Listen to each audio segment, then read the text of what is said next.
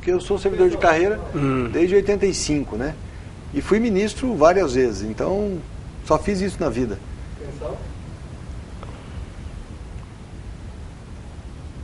Olha, eu tenho a enorme satisfação de estar com o Carlos Eduardo Gabas, que foi ministro da Previdência Social e que também foi ministro da Secretaria de Aviação Civil do governo Dilma Rousseff.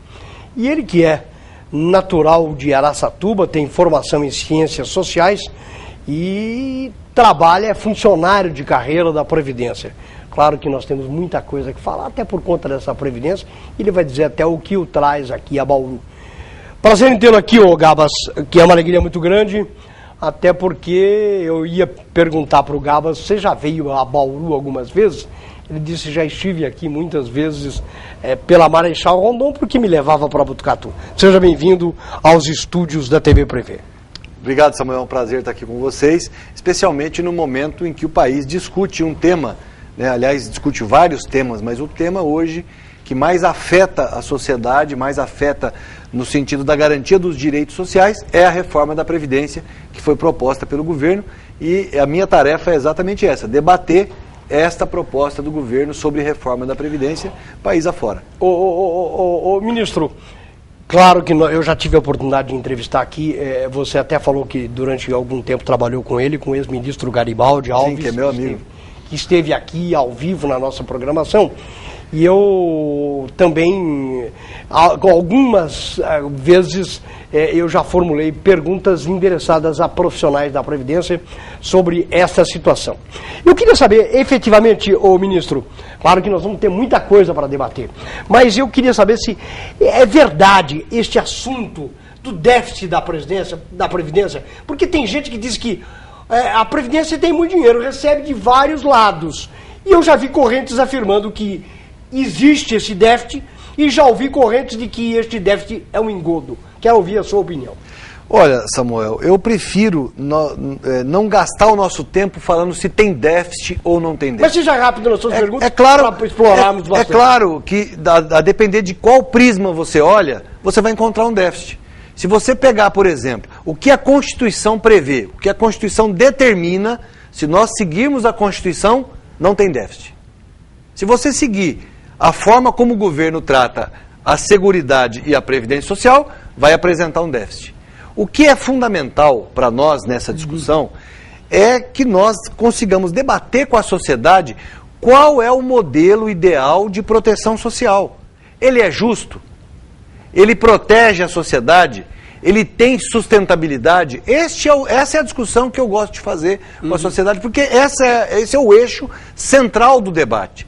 Porque se você pegar as considerações do governo, que para dizer que tem déficit, retira 30% do orçamento da Previdência, da Seguridade, e coloca na despesa da Seguridade despesas que não são da Seguridade. Por exemplo, folha de salário do servidor civil, folha de salário dos militares, benefícios dos servidores, aposentados, ativos. Isso não é despesa da Seguridade. Então, a forma como se apresenta, ela pode resultar num déficit ou num superávit, mas isso não vem ao caso. O que vem ao caso hoje é o debate com a sociedade. Qual é a idade ideal para se aposentar? Nós vamos chegar nesse assunto. Mas um outro aspecto que ontem foi muito bem abordado, aliás, ontem tivemos duas matérias na revista Veja, que é o que eu penso e que eu gostaria. Uma delas foi do ex-ministro da Fazenda, do Nóbrega. E uma das colocações que ele fez, é que sempre eu faço, é o fator de que essas mudanças são para o povão. Porque nós temos aí, e foi citado, termos da própria colocação do articulista, em que existe uma casta recebendo a aposentadoria, que os funcionários públicos, de maneira em geral, claro que não é a grande maioria. Dos três poderes. Mas os três poderes têm salários astronômicos e que se beneficiaram e estão causando o verdadeiro rombo que é na Previdência. Quero saber a sua opinião sobre isso. Então, esse tema nós tratamos logo no início do primeiro... Aliás, me irrita quando eu falo sobre isso, ministro. Me irrita. Mas vamos lá. Nós, em 2003, Samuel, no primeiro mandato do presidente Lula, nós tratamos esse tema. Nós fizemos uma reforma na Previdência do servidor público. Só para você ter uma ideia, para te deixar mais calmo, hoje, qualquer servidor público, seja juiz, seja procurador, seja médico, seja atendente, de qualquer poder, que fizer um concurso público, vai se aposentar com o teto do regime geral de previdência, como qualquer cidadão comum. Vai se aposentar com R$ 5.600. Mas o salário dele é alto, não tem problema. Vai se aposentar com R$ 5.600. Esta é a regra que nós aprovamos. Então nós já fizemos uma modificação no regime próprio. O que o governo faz agora, Samuel, que causa assim, uma certa indignação, é que ele mistura as coisas para a sociedade. Para mudar um sistema de previdência do peão, do pobre, ele usa o argumento da gastança do sistema dos servidores públicos, que tem privilégios ainda.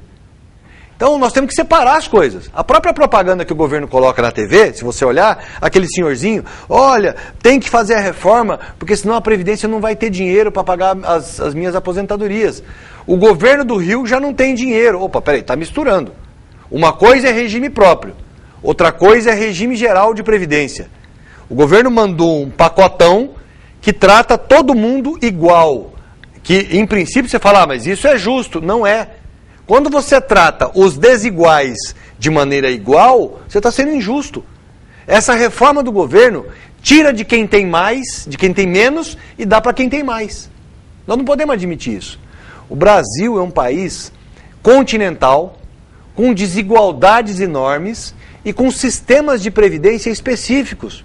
Então eu preciso sim discutir a previdência dos militares, eu preciso sim discutir os regimes próprios de previdência de estados e municípios, porque em regra, Samuel, quase todos eles estão inviáveis, quase todos eles estão quebrados. E quem paga essa conta? A sociedade. Então você tem razão quando você fica irritado e fala o seguinte, o dinheiro está indo para poucos. É verdade, em muitos casos, você tem sistemas de previdência, estaduais e municipais, que são concentradores de renda, pagam aposentadorias de 30, 40, 50, 60 mil reais, enquanto que o trabalhador rural está sendo penalizado na reforma. Enquanto que o beneficiário da Lei Orgânica da Assistência Social, o idoso pobre, o deficiente pobre, está sendo tolhido no seu direito à proteção social. Então nós não podemos misturar e tratar tudo igual. Está errado. Nós temos que tratar de forma diferente os segmentos diferentes da sociedade. Então, nosso objetivo com essas viagens, Samuel, eu estou viajando todas as capitais do Brasil e as grandes cidades. Vim a Bauru, a convite aqui dos companheiros de Bauru, da Central Única dos Trabalhadores, da Frente Brasil Popular, do Partido dos Trabalhadores, de outros partidos que são contra a reforma. É importante a gente dizer, Samuel, que essa não é uma luta com coloração. A luta por um sistema de proteção social público, viável, que protege as pessoas, não é uma bandeira de um partido só, não é uma bandeira da esquerda. É uma bandeira da sociedade brasileira. Previdência, você sabe disso. Previdência social é um patrimônio do trabalhador. O trabalhador recorre à previdência quando ele está numa situação de fragilidade, quando ele precisa, ou quando ele se acidenta, ou quando ele está doente, ou quando ele chega numa idade em que ele não pode mais trabalhar. Porque o governo diz o seguinte, mas o brasileiro aposenta muito cedo. Não é verdade. A nossa regra de aposentadoria por idade é 65 anos. A maioria dos países europeus não tem idade mínima, eles têm idade de referência. Uhum. Essa idade de referência é o ponto onde eles usam como referência para a aposentadoria. Mas o trabalhador pode sair antes, ele paga um pedágio, ele paga uma taxa de desconto, mas ele sai antes. Existem as aposentadorias especiais, que a proposta do governo acaba. Eu não sou favorável a você igualar algumas atividades de categorias específicas aos demais trabalhadores. E vou dar um exemplo. Trabalhador que trabalha em mina de carvão, Samuel, 8 horas por dia ou mais, dependendo, de risco, embaixo da terra, gente. De risco.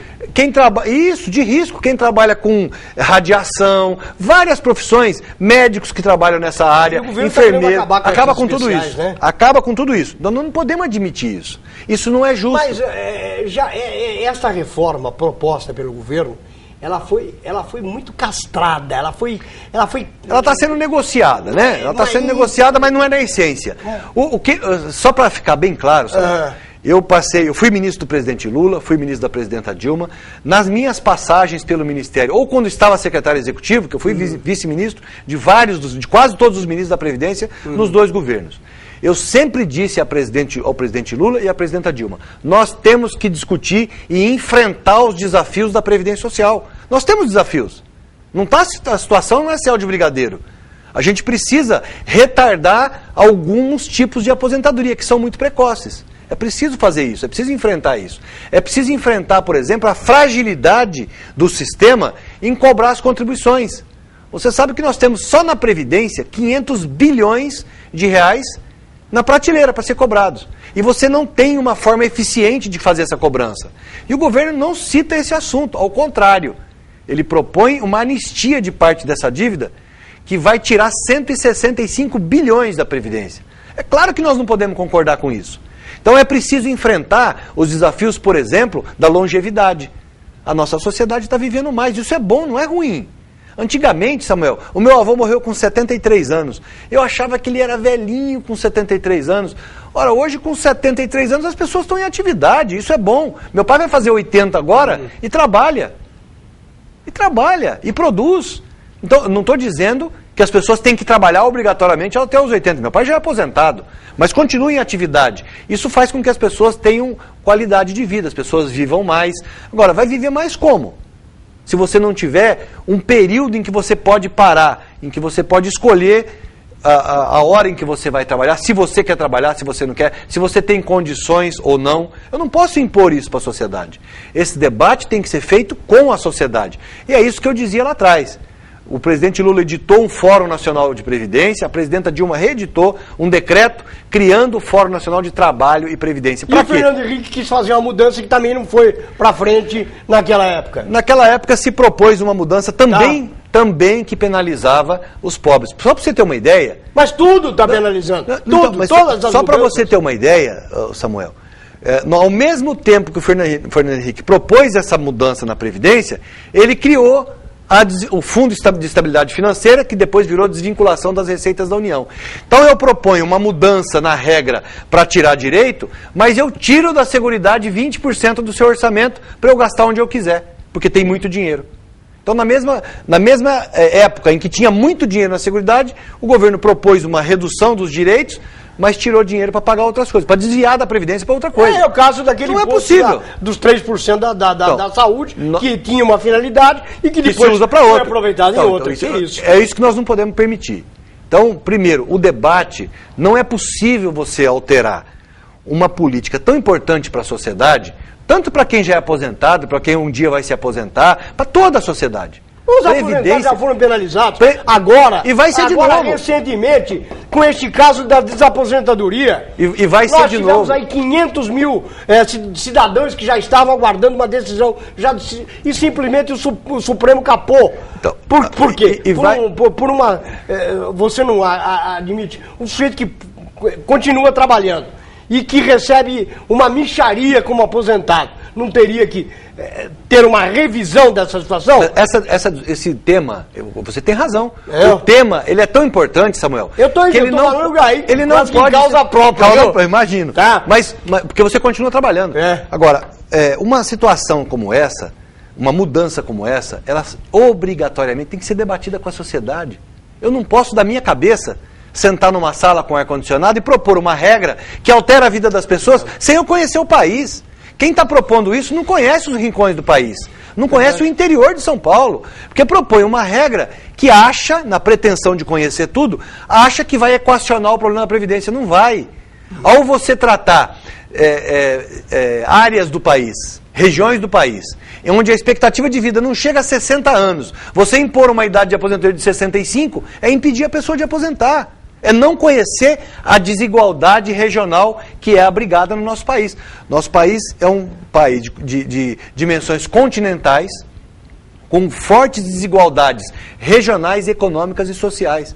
Essa desigualdade impõe que você trate segmentos da sociedade de forma diferente. Eu preciso ter aposentadoria especial, eu preciso reconhecer o esforço das professoras e dos professores do ensino fundamental. Eu não posso tratar de maneira igual um cidadão que trabalha numa sala com horário que quiser, com ar-condicionado, com todas as regalias de um ambiente protegido, do cidadão que acorda às 4 da manhã e vai capinar. Deixa eu saber o seu ponto de vista, até porque o Brasil vive um momento extremamente delicado, muito delicado, da sua existência política administrativa. Muito eu delicado. Pergunto ao senhor, com esta situação, vai dar para fazer alguma coisa, dá para esse tipo de reforma dar uma caminhada ou estará dissociado? Porque eu não acredito, mas quero saber a sua opinião dessa situação da reforma proposta.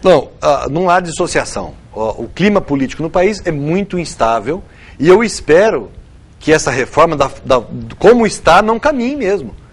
Não é possível que a gente não faça o debate. E eu espero que não caminhe, porque é preciso fazer o debate, Samuel. Eu não posso ter a pretensão de que eu mando uma proposta da minha cabeça e eu resolvo todos os problemas. Eu só trabalhei quase que só trabalhei com previdência na vida. Eu não me sinto, apesar de conhecer vários sistemas do mundo inteiro, eu não me sinto capaz de sentar e formular uma proposta e dizer assim, Samuel, isso aqui resolve o problema da previdência. Quando eu for mudar a base de financiamento, que precisa mudar, eu não posso continuar onerando empresas que empregam muita gente. Hoje a base de financiamento é quase que na totalidade sobre folha de salários. Então significa dizer que empresas que têm um alto índice de empregabilidade, emprega muita gente, contribui muito. Só que o mundo hoje tem tanta tecnologia que empresas que empregam quase ninguém, vamos pegar um exemplo, o Facebook, a Google, tem pouquíssimos funcionários e fatura bilhões de reais, de dólares. Então não é possível que essas empresas que têm um faturamento alto não contribuam para a Seguridade. O financiamento da Seguridade tem um caráter de solidariedade. É preciso que a sociedade como um todo contribua, empresários, trabalhadores e governo. Agora, isso na medida da sua capacidade. Então você pega uma empresa que tem muito empregado, que fatura pouco, ela é penalizada. É preciso fazer esse debate com a sociedade. Eu não posso, da minha cabeça, mudar a alíquota sem discutir com os empresários. Eu preciso chamar a representação dos empresários e ver qual é a calibragem dessa mudança da folha de salários para o faturamento e para o lucro. Em qual medida é possível migrar isso? Em qual medida eu não afeto a produção e a continuidade dessas empresas? Eu só posso fazer isso chamando os empresários. Eu só posso fazer isso, essa mudança que você falou dos aposentados, eu tenho que ouvir os aposentados. Eu não posso fazer da minha cabeça. Então é um método que é mais trabalhoso, mas ele é o correto. Eu tenho que ouvir a sociedade. Ô ministro, mudando um pouquinho de assunto, qual é o seu ponto de vista sobre a situação política? O senhor acha que nós teremos aí um presidente que eventualmente pode ser até cassado com a Dilma no dia 6 pelo Tribunal Superior Eleitoral, ou um ministro que pode ser impedido de continuar com algumas outras manobras que a política permite? Samuel, de qualquer maneira, para qualquer canto que isso caminhe, na minha avaliação, este governo já não tem mais legitimidade, já não tinha por conta de que foi fruto de um golpe. Eu posso aqui, você perguntou a minha opinião, eu posso dar. A minha opinião é que não havia nenhum motivo objetivo para cassar a presidenta Dilma. O próprio Senado depois...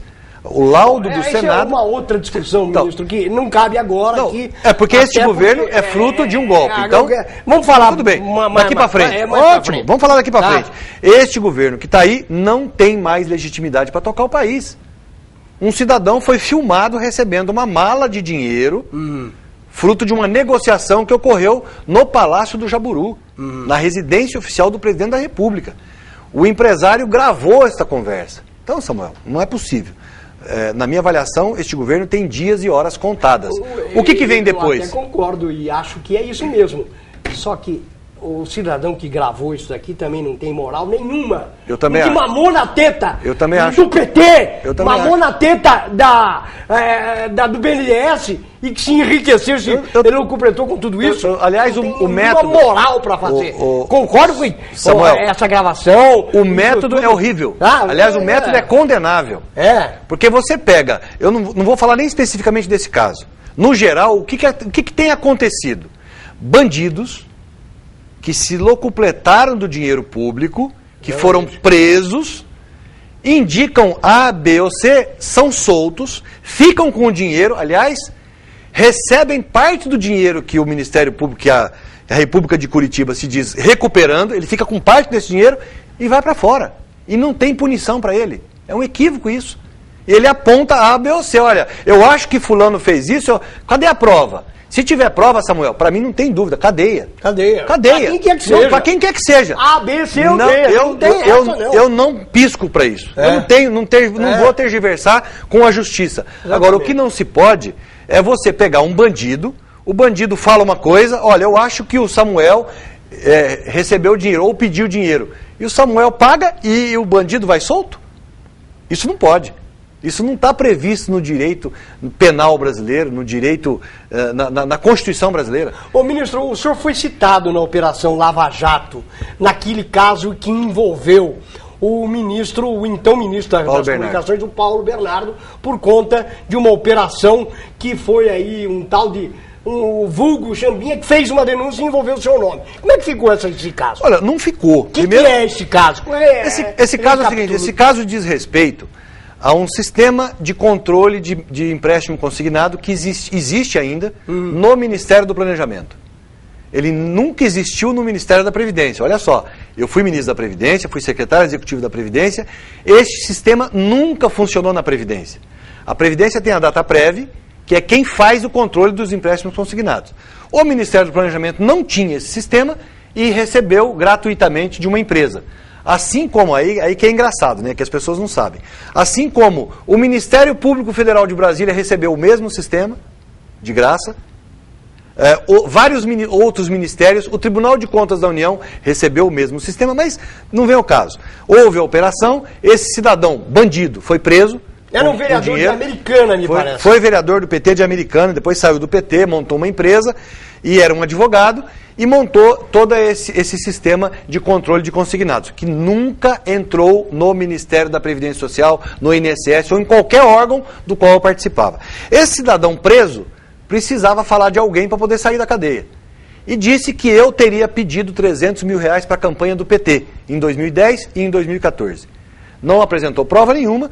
A Polícia Federal, seguindo a orientação da Justiça, fez uma busca e apreensão na minha residência, que é uma coisa por sinal, altamente chata. A Polícia Federal, ela disse que o senhor teria sido levado coercitivamente para depor. Depois ela desmentiu. Não foi verdade. Depois ela desmentiu, disse que foi feita só uma operação de busca e apreensão na sua residência. E você sabe que no fim, Samuel, o que é bom? Quando você é acusado ou existe uma dúvida em relação a você, a melhor coisa é a investigação.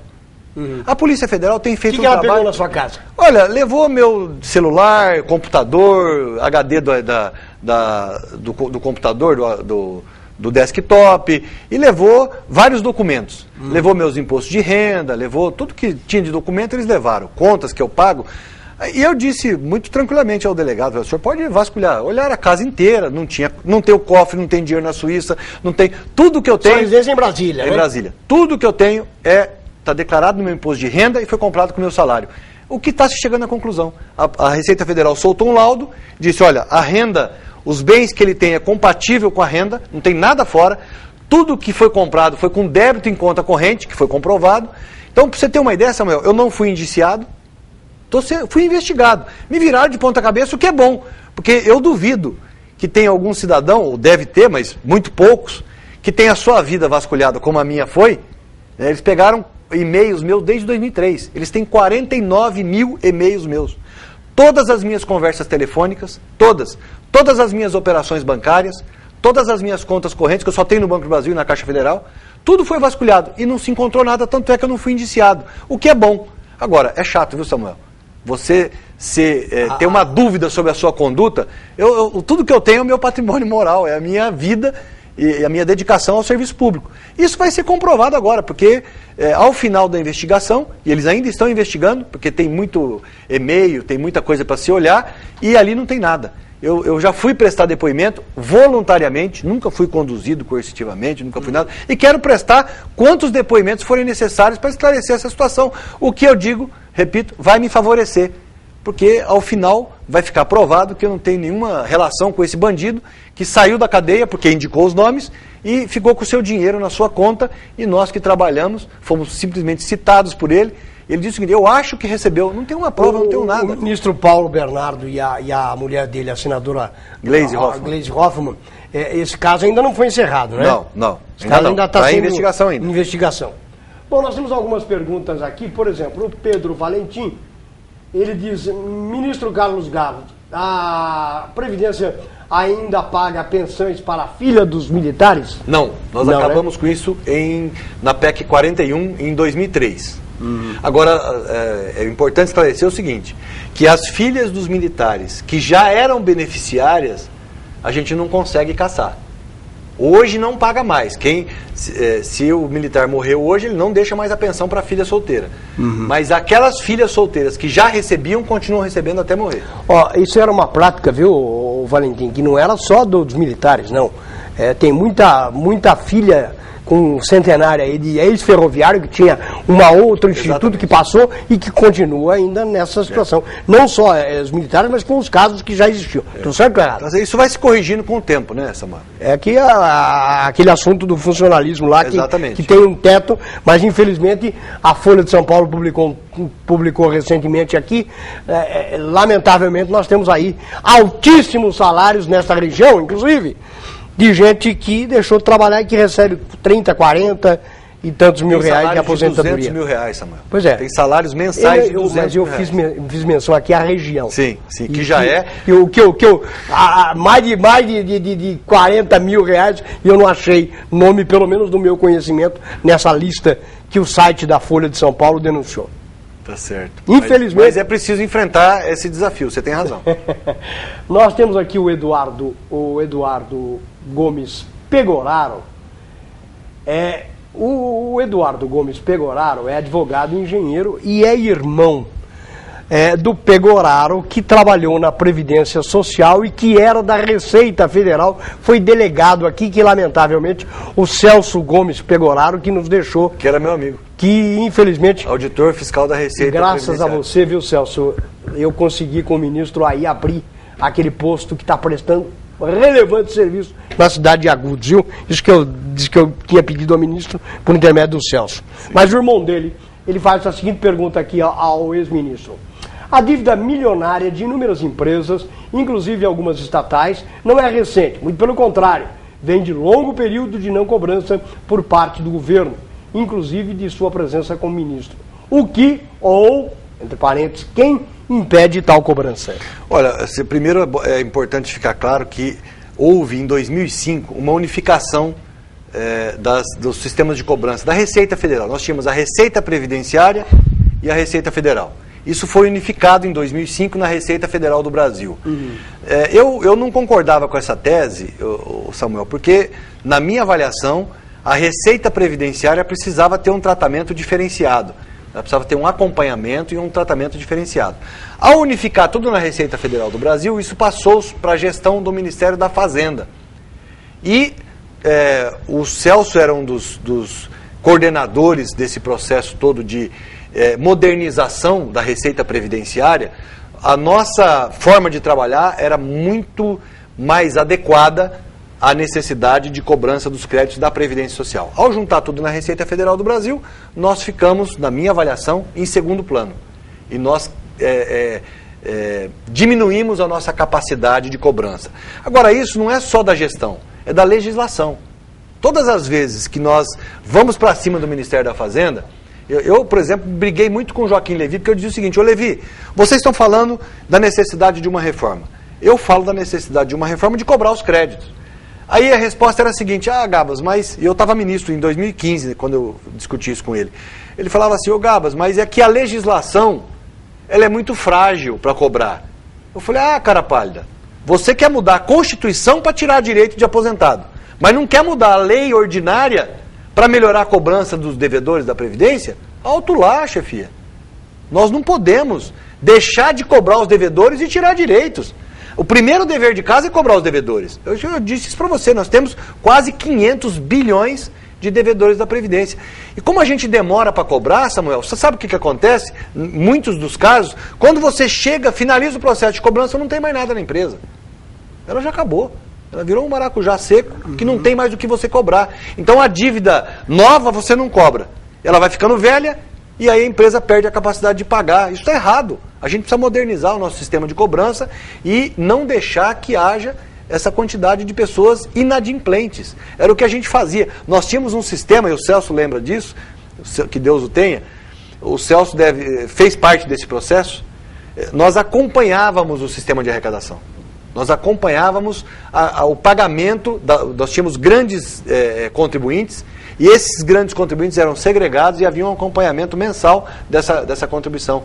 Nós não deixávamos que ele ficasse inadimplente. É diferente. Hoje o empresário não paga, vai deixando a dívida envelhecer, depois ele não paga mesmo porque a dívida ficou velha. O Horácio Giacomini, de Duartina, ele diz: boa tarde. O governo tenta nos enganar dizendo que a Previdência está quebrada, mas não é verdade, pois nós sabemos que não. A verdade é que boa parte do que é arrecadado é desviado para outros serviços. Quero saber o que o senhor pensa sobre isso. É exatamente o que eu já disse para você, que 30% do orçamento da Seguridade é desviado. Ele não vai para a Seguridade, ele não segue a Constituição. Então, ele tem razão. Se nós utilizássemos todos os recursos da Seguridade para Previdência, Assistência e Saúde, nós não teríamos esse déficit que o governo apresenta. E vou além, de novo. Para nós, o mais importante é se o sistema cumpre o seu papel, se ele é eficaz na proteção do cidadão. O recurso a gente tem que discutir com a sociedade como financiar. O Luiz Carlos da Bela Vista. Em 1995 existia 50 trabalhadores recolhendo para um aposentado. Hoje temos 9 trabalhadores recolhendo apenas para um. Pergunto, por que os ex-presidentes Lula e Dilma não fizeram a reforma que era necessária fazer antes? Olha, primeiro eu acabei de dizer que nós fizemos uma reforma em parte do sistema, que é o regime próprio de previdência da União. E demos as diretrizes para estados e municípios, guardados aí as respectivas responsabilidades do Pacto Federativo, estados e municípios fazerem as suas reformas. Então nós corrigimos algumas distorções do regime próprio e vínhamos discutindo com a sociedade qual é a alternativa para o regime geral. Não é que nós não fizemos, como eu te disse, nós optamos pelo meio mais difícil, que é o diálogo com a sociedade. Nós fizemos várias modificações. Não sei se você se lembra, um cidadão ou uma cidadã poderia receber uma pensão sem contribuição. Nós acabamos com isso, nós criamos um período mínimo, que a gente chama de carência de contribuição, para ter direito à pensão. Então nós fizemos correções de várias distorções que eram, de alguma maneira, eram consensuais entre trabalhadores e empregadores. O que não era consensual a gente ainda não tinha conseguido avançar, estávamos em processo de discussão. Existia um calendário com temas que vinham sendo discutidos junto com o DIEESE, que foi eleito pelas centrais sindicais para representar essas centrais de trabalhadores, junto com as centrais de empregadores e junto com aposentados. O Jackson da Bela Vista, ele diz: ministro, por que o nosso direito adquirido não é válido? Olha, existe uma discussão em relação a essa história do direito adquirido. O que Jackson? O Jackson, o que acontece é que o direito adquirido é respeitado quando diz respeito a gente de poder. Quando diz respeito aos pobres, não tem direito adquirido. Nós viemos dizendo que qualquer mudança que se fizesse no sistema, a gente discutisse uma forma de ele valer para frente. Para quem já está próximo de aposentar, não pode ser penalizado. E o governo apresenta o seguinte: não existe direito adquirido, existe expectativa de direito. Então há uma discussão jurídica se o que existe é direito adquirido ou expectativa de direito. Inclusive, para quem já tem, o governo estaria atacando, porque ao você desvincular piso previdenciário de benefícios, você está tirando o direito das pessoas, está reduzindo benefícios. O José Marcelo, ele diz: gostaria de saber do ex-ministro como ficam as pessoas que têm 34 anos de contribuição e 49 anos. Quantos anos a mais vamos ter que trabalhar, sendo que empresas não têm muito interesse em contratar funcionário acima de 35 anos? Pelo menos é a minha. A minha é assim, que gosta de jovens. Será que com este novo modelo vamos conseguir aposentar? Não é só o caso da sua empresa, não. Um grande número de empresas prefere trabalhadores mais jovens. Esse é um bom exemplo, porque com 49 anos, o governo estipulou uma transição para quem tem acima de 50, esse homem. Então, 49 não tem transição nenhuma. Vai trabalhar até os 65, ou seja, vai trabalhar mais 16 anos. Corte seco. Se ele começou com 15, vai trabalhar até os 65, não vai ter acordo. Né? E mesmo para quem tem os 50, o que o governo diz que é uma transição, mais ou menos, não existe transição para o cálculo, só para o acesso. Então o cálculo já vai ser na fórmula nova. O cidadão já entra perdendo 50% do valor. O João da Silva, do Jardim Contorno, ele diz o seguinte: é sabido que a Previdência necessita de reforma porque apresenta déficit.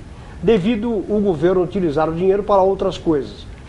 E aí ele coloca entre parênteses construção de Brasília, etc., sem falar nas falcatruas. Lembra-se da Georgina e também os benefícios para quem nunca contribuiu, ex-rurais e assistenciais aos doentes, LOAS, etc. Consideram a reforma mais justa da Previdência é criar uma conta individualizada para cada contribuinte, similar ao FGTS, depósito do contribuinte, mais o da empresa. Depois de um determinado tempo de contribuição, 30, 35, 40, existirá a possibilidade de transformar o saldo desta conta em uma renda vitalícia para que a pessoa e cônjuge, de acordo com as regras atuariais, que tem o maior bolo, receberá mais, sem privilégios. Os benefícios sociais, entre parênteses, ajuda aos pobres e desassistidos.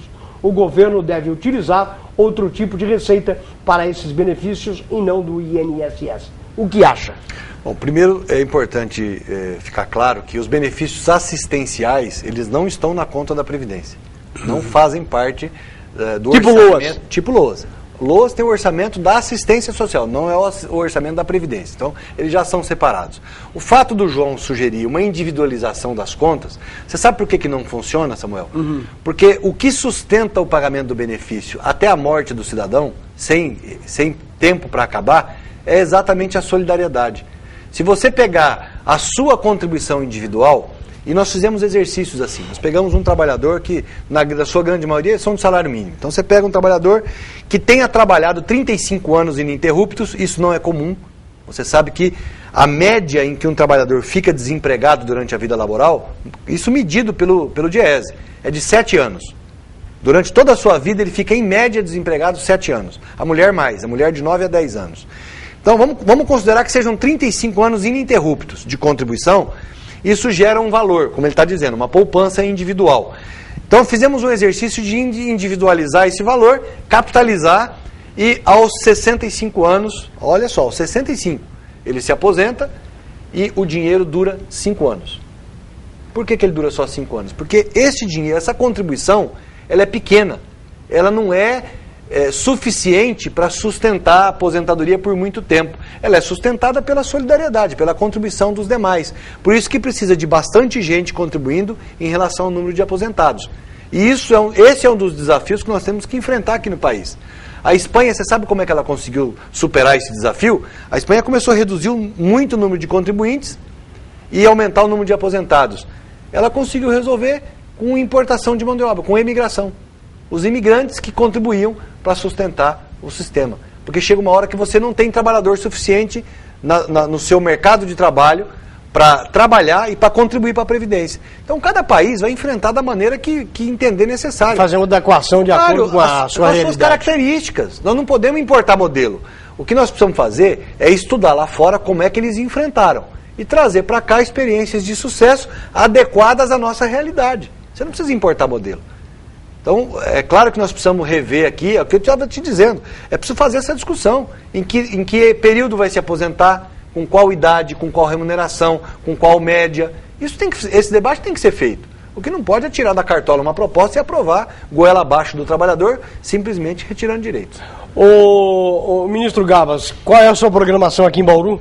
Olha, nós temos um evento hoje às 19 horas, que é um debate exatamente sobre a Previdência, e o objetivo dessas nossas andanças, Samuel, é exatamente esclarecer a sociedade sobre qual é a real situação. Porque as pessoas se confundem mesmo. Peraí, mas você estava ministro ontem, estava falando de discutir reforma, e agora você é contra a reforma? Primeiro, são coisas distintas. Eu estava a favor de nós discutirmos uma reforma da Previdência, e quando a gente fala reforma, Samuel, você reforma a sua casa para deixar ela menos segura? Menos confortável? Mais feia? Claro que não. Quando você faz uma reforma, é para você melhorar. Eu quero uma previdência mais segura, com maior capacidade de pagamento de aposentados, pensionistas, de outros benefícios, com maior abrangência, com maior sustentabilidade. E aí, este é o objetivo da discussão da reforma que nós vimos fazendo. Essa discussão agora não guarda nenhuma relação com isso. Essa discussão agora, Samuel, é simplesmente transferir a responsabilidade da previdência pública, que é sem fins lucrativos, que é solidária, que é com repartição, para a iniciativa privada. O que o governo está fazendo é abrir para os bancos administrarem, inclusive, os regimes próprios, que tem aí quase 300 bilhões de saldo de poupança acumulada. Nós não podemos permitir isso. O dinheiro que é do servidor, vamos supor que Bauru tem aqui o seu Instituto de Previdência, que tem X recursos, que é administrado pelos dirigentes do Instituto, que inclusive tem trabalhadores eleitos. Os funcionários elegem representante para fiscalizar este fundo. Esse fundo é sem fins lucrativos, ele não pode pagar remuneração para ninguém. Ele é só para pagar os benefícios. A proposta que o governo faz, transfere esse fundo para um banco privado. É possível um banco vir aqui, pegar esse fundo e tirar parte dele como remuneração do banco.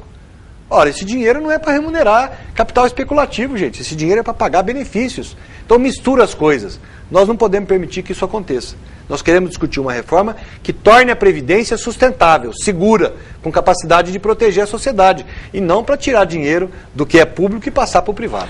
O ministro, claro, veio aqui num momento extremamente delicado da política brasileira, que eu diria, viu, ministro, que essa sua conversa hoje, ela fica um tanto prejudicada por essa situação política anômala por que passa o país e por essas indefinições.